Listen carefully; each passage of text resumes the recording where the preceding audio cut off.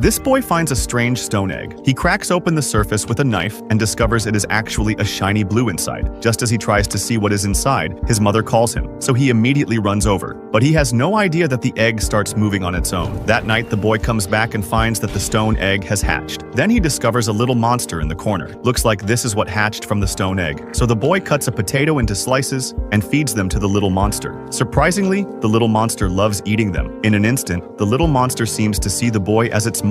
From then on, the boy brings leftovers to the warehouse every day and feeds the little monster. And the little monster always eats everything clean. But one day, the boy suddenly hears his sister screaming. It turns out the little monster is swimming in his sister's bathtub. The boy quickly explains that this monster is very gentle and does not bite. But the hungry little monster lets out a scream, and this attracts the plumber. The plumber recognizes it at first glance. This is the legendary water horse. The plumber says they should release it back into the lake because it will soon grow as big as a dinosaur. And that is exactly what happens. The little monster always sneaks out to look for food, but this day, it runs into a dog. The little monster is so scared that it runs everywhere. At the critical moment, it disguises itself as a statue and tricks the dog, but then it accidentally discovers fish in a pond, so it immediately jumps in and has a big meal. By the time the plumber finds the little monster, it has already grown more than 10 times bigger overnight. He immediately wakes up the boy. The boy is also shocked when he sees the grown water horse, so the plumber drives a truck and takes the water horse to the lake. But the water horse seems unwilling to leave the boy and refuses to go into the water no matter what. With no choice, the plumber takes out a potato and successfully tricks the water horse into the water.